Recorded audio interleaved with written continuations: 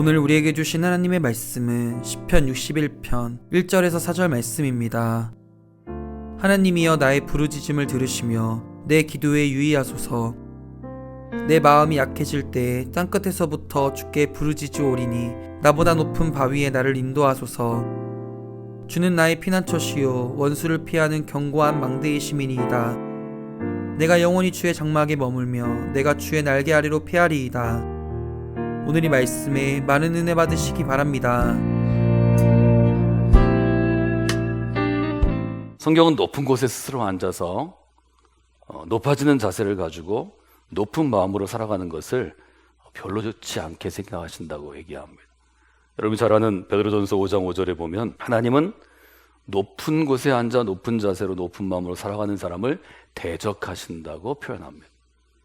하나님께서 원하시는 것은 우리가 오히려 높은 곳, 높은 자세, 높은 마음은 하나님 혹은 그리스도께 드리고 우리는 옆으로 물러서서 종의 마음을 가지고 낮은 곳에 앉아 낮은 자세를 가지고 낮은 마음으로 살아가는 것을 원하십니다. 성경은 그런 낮은 자세, 낮은 마음으로 살아가는 사람들에게 은혜를 베풀어 주신다고 말씀해 주십니다. 이 12월 그리스도의 오심을 기다리는 이 강림절, 기다림의 절기가 여러분에게 낮은 자세, 낮은 마음으로 서셔서 하나님의 은혜를 받는 그런 분들이 되시기를 원합니다. 낮은 자세, 낮은 마음, 또 그것이 그리스도께서 이 땅에 오신 미가서의 예언을 이루는 것. 베들레헴, 너는 아주 작은 곳이지만, 아주 낮은 곳이지만, 천한 곳이지만 세상을 다스릴 분이 너로부터 나올 것이다. 이것이 성탄절의 예언의 말씀이거든요. 이 높은 자세를 가지고 세상을 사는 것과 낮은 자세를 가지고 세상을 사는 것에 어떤 차이가 있는가?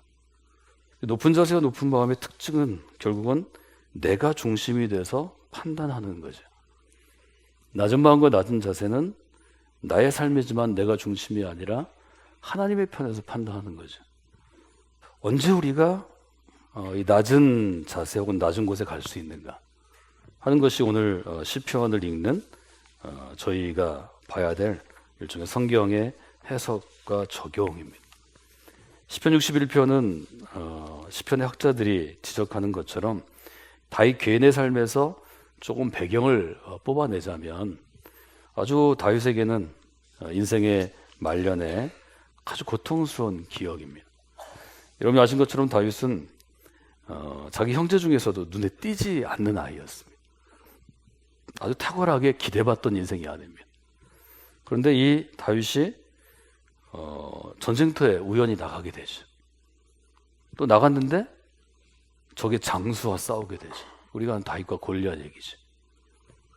싸웠는데 또 이기게 되죠.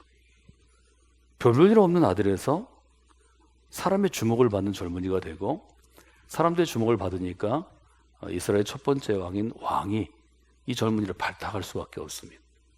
옆에 두고 써보니까 신뢰할 만하거든요. 자기 옆에 둡니다. 또 이 사람을 오래 데리고 있으려고 자기 딸을 주죠. 왕의 사이가 되죠.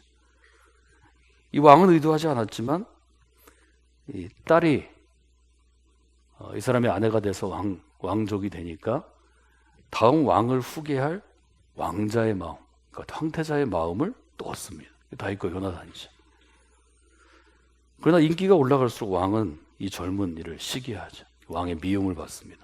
왕은 죽이기로 작정하죠. 실제로 죽이려고 시도하죠. 그런데 정말 우연히 왕의 딸과 아들의 도움을 받아가지고 도망자가 되죠. 그는 조국을 떠나야 됐습니다. 조국을 떠나서 그를 떠받든 것은 불황아들이거나 아니면 반역자들이었습니다. 그렇게 그는 용병이 돼서 자기에게 대가를 주는 사람들을 위해서 싸웁니다. 용병이 돼서 떠들던 그 사람이 변방으로 들어와서 왕과는 좀 다른 생각을 가진 사람들의 추대에 의해서 또 다른 왕이 됩니다. 마침 나라를 분열시킨 것입니다. 그리고 결국에는 전체 왕이 되죠. 그래서 성 하나를 다윗의 성이라 이름을 짓고 그리고 그곳에서 강력한 국가를 만들어 갑니다. 말하자면 낮은 자리에 있다가 점점 높아진 거죠. 왕이 된 거죠. 그 왕이 인생이 무너지는 충격이 있습니다. 왕위를 물려줘야 할 사랑하는 아들이 반역했고 죽음과 삶을 넘나들면서 함께 싸웠던 전쟁의 동지들이 그에게 칼을 겨눕니다. 다윗은 그 심정을 그렇게 표현합니다. 시편 61장 1절에 보면 내 마음이 약해질 때 이렇게 되어 있지만 원래 개역에는 내 마음이 눌릴 때, 이 눌릴 때에는 큰 바위 같은 게 누르는 거고요. 히브리어 원어의 뜻 중에 하나는 뭐냐면 수위를 입히다 이런 뜻이 있습니다. 내 마음이 얼마나 눌려졌냐면 수위는 누가 입나요? 죽은 자가 입는 것입니다. 내가 살아있으나 죽어있는 것처럼 수위를 입은 마음으로 그가 지금 나아가는 거죠. 그때의 심정을 글로 남겼다. 우리가 이렇게 이해하면 이 시를 이해하는데 도움이 됩니다. 저는 시편 40편을 통해서 기다림에 대한 교훈을 나눴습니다. 시인은 얘기하죠. 내가 기가 막힐 웅덩이와 수렁에 빠져 있었습니다. 웅덩이와 수렁에 빠지면 누구에게도 기댈 수 없습니다. 혼자 버려진 거지. 이 왕도 왕 밑에서 부귀를 누리던 신하들이 많이 있었지만 왕이 도망자가 됐을 때 한 명, 두 명 모습을 감춥니다.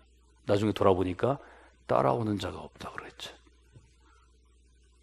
누구에도 마음을 둘 수 없는 배신감이 있었겠죠. 왕위를 물려주고자 생각했던 아들, 또 자기의 왕국을 아주 단단하게 지켜주던 국방부 장관, 뭐 이런 사람들이 자기를 배신한 거죠. 미리 이런 일이 있을 거라고 충고하는 사람들이 물론 있었죠. 왕은 자기를 미워합니다. 왜 이걸 미리 알고 대비하지 못했나? 내가 왜 방비하지 않았나? 왜 이런 일이 일어나지 않을 것이라고 생각했나? 지금은 이제 살 곳을 구차하게 피하는 일이 있습니다. 젊을 때는 아둘람 굴에서 좀 견딜만 했지만 이제는 나이 들고 몸도 예전 같지 않고 마음도 예전 같지 않습니다. 이 위기의 순간에 왕에게 필요한 건 어떤 건가요? 3절 4절에 있는 것처럼 피난처가 필요합니다. 살려면 어딘가 피해 있어야 합니다. 자기를 지켜주는 견고한 망대가 필요합니다. 요새가 필요합니다. 잘 수 있는, 좀 쉴 수 있는 집이 필요합니다. 장막이 필요합니다. 그리고 누가 친근하게 자기를 좀 보듬어주고 안아주고 위로할 주님의 날개와 같은 안식처가 필요합니다. 그의 마음이 이 짧은 시에 다 들어있죠. 우리가 인생을 아무리 열심히 살아도 최선을 다해도 여기까지 높은 곳에 어렵게 올라갔어도 웅덩이는 빠지는 것입니다. 수렁에는 깊이 우리가 묻히는 것입니다. 이때 내 힘으로는 웅덩이와 수렁에서 빠져나올 수 없습니다. 이때 누군가 건져줘야 합니다. 사다리를 던져주든 줄을 던져주든 직접 들어오든 나를 빼내지 않으면 안 된다는 거죠. 다윗은 그 점을 너무 잘 알았고 그의 인생에서 여러 번 이런 경험이 있었기 때문에 다윗은 그렇게 얘기하죠. 내 마음이 수위를 입은 것처럼 약해지고 짓눌려 있을 때 땅끝에서 하나님께 부르짖습니다. 그러니까 자기의 모든 삶의 기반이 있는 곳이 중심이고 삶의 기반을 잃고 밀려난 곳이 땅끝이죠. 땅끝에서 그는 부르짖는다고 표현합니다. 부르짖다는 히브리어는 어떤 뜻인가요?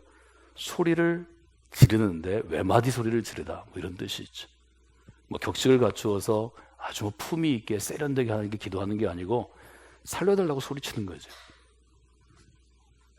이런 신앙의 야성미는 어디에 있나요? 언제 우리가 살려달라고 소리치나요? 절박하면 소리치는 것입니다. 여러분이 만약에 하나님을 향하여 땅끝까지 밀려왔는데 부르짖지 않으면 아직 견딜만 해서입니다. 사람은 견딜 만큼이 안 되면 도저히 견딜 수 없으면 소리치는 수밖에 없습니다. 다윗이 지금 딱 그렇다는 거죠. 다윗이 왕이 됐을 때 그는 이전에 낮은 곳에 있을 때 낮은 자세 낮은 마음을 아마 잊었을 것입니다. 높은 곳에 있을 때는 부르짖지 않습니다. 높은 곳에 있는 사람은 명령합니다. 낮은 곳에 있는 사람은 소리쳐야 겨우 삶을 유지할 수 있습니다. 먹을 게 나오고 자기의 삶이 유지됩니다. 그게 부르짖는 것입니다. 높은 곳에 있는 사람은 결정하는 사람이기 때문에 명령하면 됩니다. 부르짖지 않습니다. 다윗이 아마 부르짖는 것을 왕이 돼서 왕궁에서 잊었을지 모르죠. 다윗은 지금 그 부르짖음을 회복하게 됩니다. 부르짖음 곧 도움을 청하는 자세입니다. 저는 12월이 강림의 절기가 여러분이 지금 어떤 자리에 있든지 우리 모두는 대부분 높은 곳에 높은 자세로 높은 마음으로 있는데 낮은 마음의 자리로 좀 한번 여러분의 삶의 자리를 내려앉는 좀 이동하는 시간이 되시면 좋겠습니다. 영적인 관점에서 낮은 곳으로, 낮은 자세로, 낮은 마음으로 우리가 한번 내려서 봐야 하는 귀한 절기라고 생각합니다. 이것이 성탄을 기다리는 저에게 주시는 기다림의 교훈이 아닐까 하는 생각을 하게 됩니다. 한국교회에서 지금 제일 어려운 게 기도하는 것입니다. 또 말씀의 은혜를 저희가 잘 사모하지도 않습니다. 아마 우리가 부르짖지 않는 것은 우리가 아주 높은 곳에 있기 때문일 것입니다.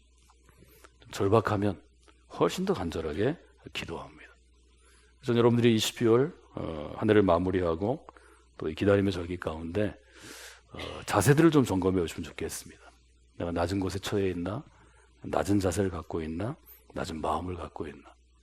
하나만 주의하시면 될 것 같습니다. 종종 우리가 착각하는 것 중에 하나가 낮은 자세와 낮은 마음을 능력 없음하고 착각할 수 있는데 그건 아닙니다. 예수님께서 제자들을 부르실 때 베드로를 누가복음 5장은 갈릴리 호수에서 고기 잡을 때 불렀다고 아주 상세하게 설명합니다. 베드로가 고기를 잡고 있을 때 예수님이 다가오셨는데 찾아오셨는데 베드로는 고기를 그날 못 잡았습니다. 베드로의 직업은 뭔가요? 어부입니다. 오랜 동안 그 물을 잘 알고 있고 매일 거기서 고기 잡던 사람입니다. 근데 고기를 못 잡았습니다. 예수님이 오셔가지고 베드로한테 얘기하십니다. 깊은 데 가서 그물을 내려라. 예수님 직업이 무엇인가요? 목수이십니다.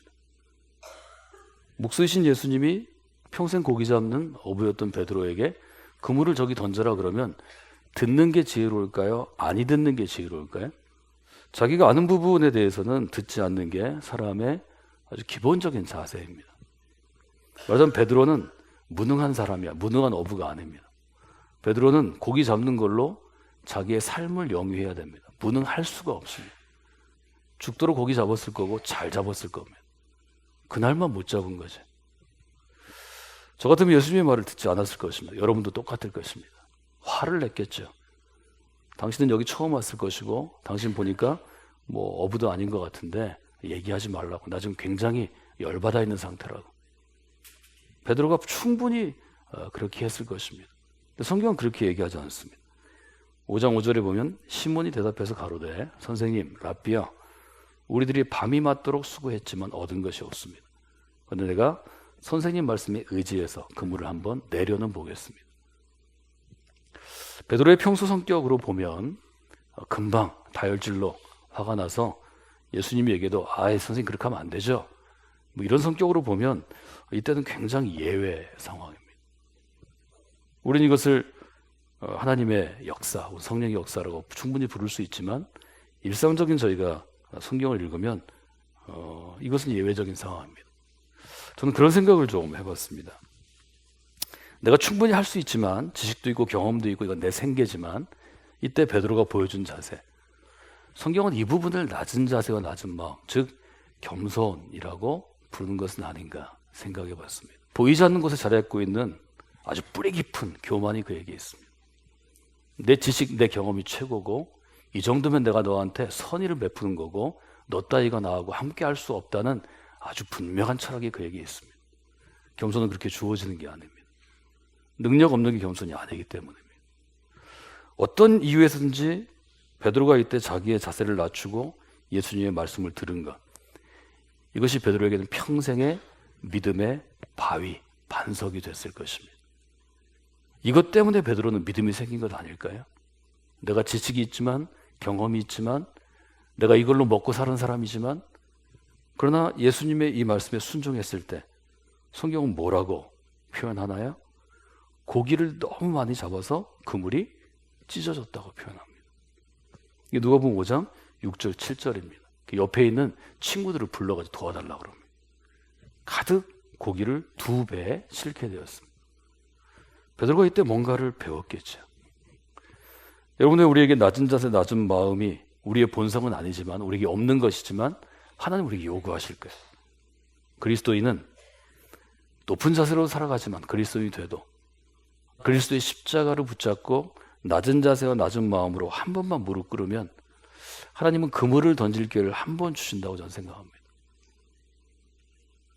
우리 인생에서 다시 그물을 던지지 못할 일은 저는 없다고 생각합니다.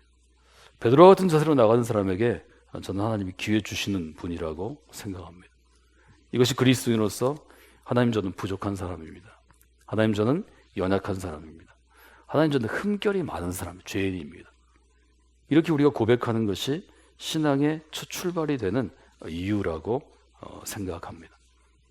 여러분, 우리가 낮은 자세에 있을 때 주어지는 좋은 선물이 있습니다. 2절에 보면 이렇게 시인은 얘기합니다. 땅끝에서부터 주께 부르짖습니다. 나보다 높은 바위에 나를 인도하소서. 내가 여전히 삶의 중심이고 높은 자리에 있으면 나보다 높은 바위가 보이지 않습니다. 나보다 낮은 바위가 보이겠죠. 그러나 우리가 삶의 자세를 낮추고 낮은 마음으로 밑으로 뚝 떨어지면 높은 바위들이 보이기 시작합니다. 다윗은 아주 낮은 곳에 떨어져서 위를 보니까 그전엔 자기가 위에서 내려봤는데 밑에서 올려보니까 높은 바위가 있습니다. 여기 지금 개역은 나보다 높은 바위라고 번역했는데 현대어 성경을 보십시오. 내 힘으로 올라갈 수 없는 바위라고 번역합니다. 여러분, 인생의 몰라서 그렇지 알면 알수록 내 힘으로 오를 수 없는 바위가 대부분입니다. 인생을 잘 모를 때에는 내가 높은 마음으로 살아갈 때에는 내가 노력하면 다 할 수 있어 이렇게 얘기하지만 그것은 어리석을 뿐입니다. 여러분, 노력해도 안 되는 게 더 많습니다. 아니, 대부분 안 됩니다. 노력해도 대부분 이룰 수 없는 것들입니다. 그게 인간이 지니고 있는 한계죠. 이 한계를 인정하지 않고 신앙생활을 할 수 있나요? 저는 없다고 봅니다. 우리가 진짜 신앙이 되려면 내가 한계를 느낄 만큼 하나님은 우리의 무릎을 꺾으실 때가 많습니다. 그때 낙담하거나 절망하는 게 아니고 나보다 높은 바위를 보실 수 있어야 합니다. 전도서의 표현으로 하면 해 아래 세상이 아니라 해 위의 세상을 볼 수 있어야 합니다. 하나님이 우리를 낮은 곳으로 밀어 넣으실 때는, 웅덩이와 수렁 가운데 우리를 두실 때는 눈을 들어 하늘을 보라고 우리에게 요청하시는 것입니다. 하늘을 볼 수 있는 기회를 주시는 거죠. 저는 이 기다림의 절기가 우리에게 그런 기회가 된다고 생각합니다. 여러분들이 이 기회 가운데 나보다 높은 바위에 나를 인도하시는 하나님을 경험하시면 좋겠습니다. 그리고 체험해서가 아니라 다윗처럼 요청하십시오. 하나님, 저는 피난처가 필요합니다. 이렇게 표현하죠. 주께서 나의 피난처가 되십니다. 하나님, 저를 보호할 요새, 보호처가 필요합니다. 주님이 나의 망대십니다. 하나님, 제가 쉴 곳이 필요합니다. 주님이 나의 장막이 되어주십니다. 하나님, 누가 저를 꼭 안고 친밀하게 보듬어줄 누군가가 필요합니다. 주의 날개 밑으로 제가 피하기를 원합니다. 여러분, 시편을 한번 읽으시고 잘 보시면서 이 시편 61편에서 우리에게 주시는 이 기다림의 교훈들을 여러분의 것으로 좀 만드시는 분들이 되시면 좋겠습니다.